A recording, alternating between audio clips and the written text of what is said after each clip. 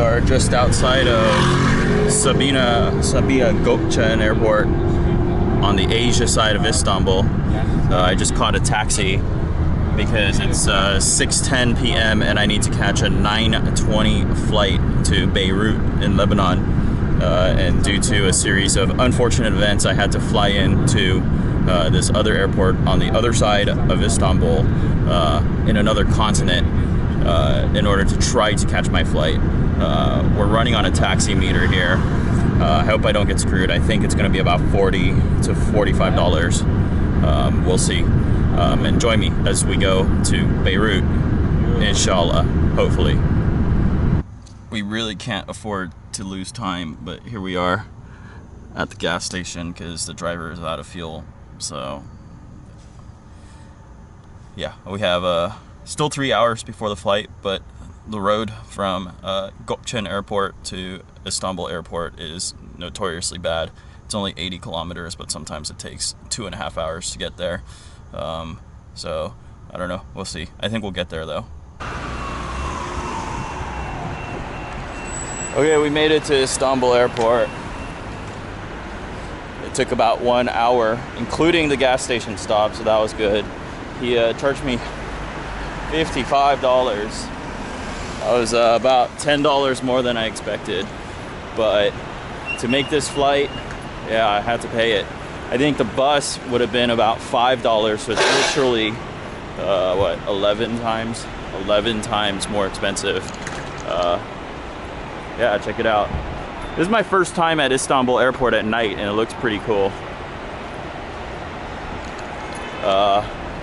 You know, it's definitely not an airport in America, the United States, right? So here we go. Middle East Airlines flight number 268 to Beirut on the A320.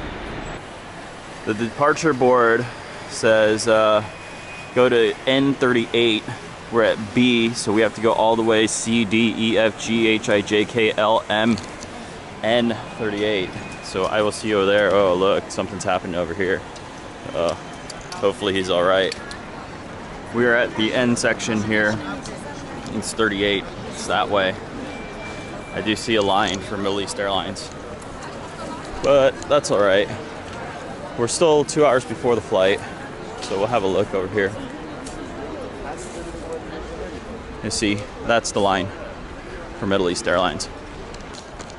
I just checked in. That was far from straightforward. They said I was a standby passenger. I was like, hell no, I'm not a standby passenger. I have a flight confirmed. I paid money for this flight. And they were all talking to each other, and they gave me a seat. It was 31D, and I was like, hey, you have any window seats? And they were like, you have an exit row. And I was like, yeah, I'll take that. He said, you're very lucky. I don't know why. And I said, you know, mashallah, God has willed it. So let's see here. It is flight 268, leaving in 2 hours. There's no gate number, so I think we can just go this way and see you on the other side of security, I think. We just cleared security and passport control. It's pretty much a breeze. The gate number is E1, so somewhere over here there is a gate E1. It goes without saying, the airport here in Istanbul is it's brand new, so you could say it's super nice.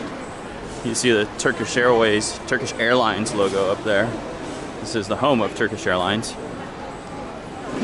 What does this say? Condé Nast Traveler Reader's Choice Awards. So they won a big award here. You know, all that's, you know, it's all paid for, right? Like personally, I don't really like this airport that much because it's so big and you have to walk a lot, but it does look like a wonderland.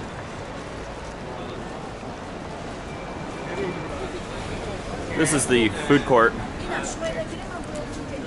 You got the Subway, the Burger King, the fried chicken, and then you have the Turkish specialties over there, the lahmacun and the doner kebab. I think we're gonna go for the Turkish over here. Take a look. Here it is.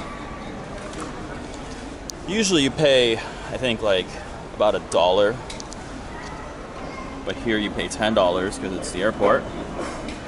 But still, I don't think I can really complain. That's a lot of food for $10. And by any global standard, at any major airport, you know, $10 gets you this much food. That's pretty good. We'll give it the old taste test here.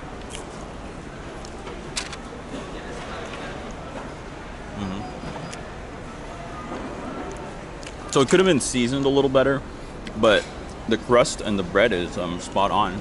I have to give this, yeah, but it really could have been seasoned better, so I'm gonna give it a 7.7 out of 10. The crust though, crust is probably like a 9.5 out of 10. We just had our food and we're going down the escalator. And we're gonna walk over to the gate. It's about an hour before flight time, so probably 30 minutes before boarding. I see over there, so the whole airport's over here and the gates are over here. I would call these the special gates, because there's going to be extra security for sure. That's the security over there going to my gate, because Beirut, Lebanon is a very special place. Okay, I kind of sort of just lied. The security is over there behind me, and yeah, I just turned the wrong way. This is the E gates. That's E4, that's E3. We're going to E1. All right, this is E1, the gate to Beirut. People are just waiting for their flight, so that's what I'm gonna do. I'm gonna sit here and wait. Maybe I'll find a power port to charge my phone. I see people getting on the plane. Nobody ever made a boarding announcement, so I'm not sure what's going on. Maybe I'll just go and try and get on the plane now. You can see the plane out there. I'm very disappointed, despite you could see the iconic cedar tree, maybe in the camera. The equipment changed to an A320, looks like. I was expecting an A330, so that's a shame. All right, so yeah, we're boarding. There was no announcement, but here we go. There's a plane over there. All right, so we found our seat. This is a legroom situation. It's really good. It's an extra row.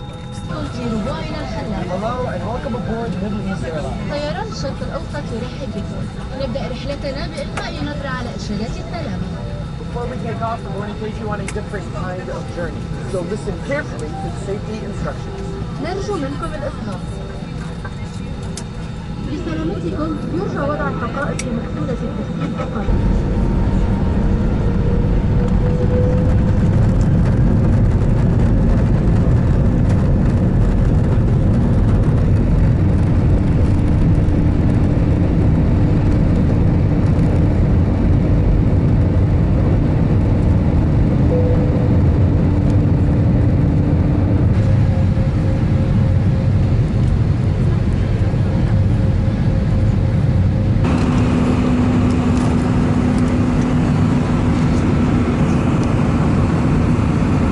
Alright, so we have landed in Beirut, Lebanon.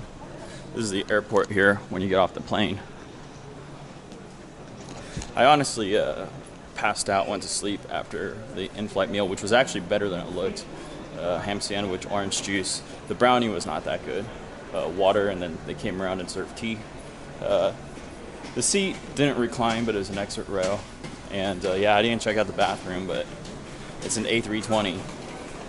Go figure. So yeah, the flight was 90 minutes from Istanbul, and looks like there's another flight arriving here. And so here we are, Beirut Airport.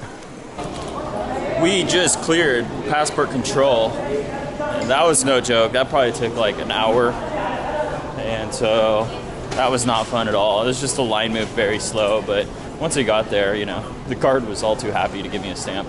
So here it is. It's like really any other airport in the world, right? But it's Beirut, Lebanon.